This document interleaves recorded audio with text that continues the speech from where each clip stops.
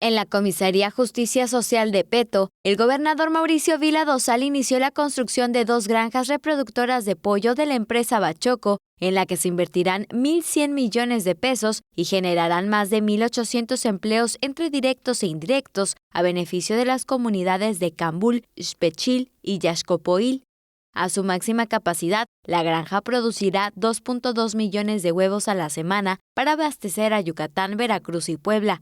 A la fecha, la administración estatal se lograron 245 proyectos que representan la inversión de más de 109,000 millones de pesos como resultado de la promoción que el gobernador realiza en el país y en el extranjero. Vila Dosal resaltó la importancia de trabajar en equipo y generar las condiciones y la certeza jurídica para que las inversiones se asienten en el Estado y se generen los empleos que los yucatecos necesitan.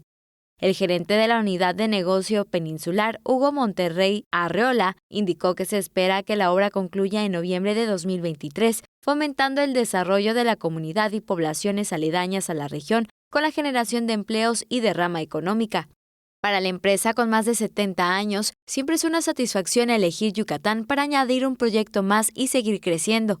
Se producirá huevo fértil para pollito de engorda, es decir, el que se cría para alimentarnos. El proyecto se desarrollará en 2 años y consta de la construcción de 2 granjas reproductoras con 42 casetas cada una, el camino de acceso al predio desde la carretera federal 184 y la vialidad interna de cada granja, así como los servicios necesarios para su funcionamiento. Tele Yucatán te informa. Tele Yucatán te informa, lunes a viernes, 8 de la noche. Síguenos.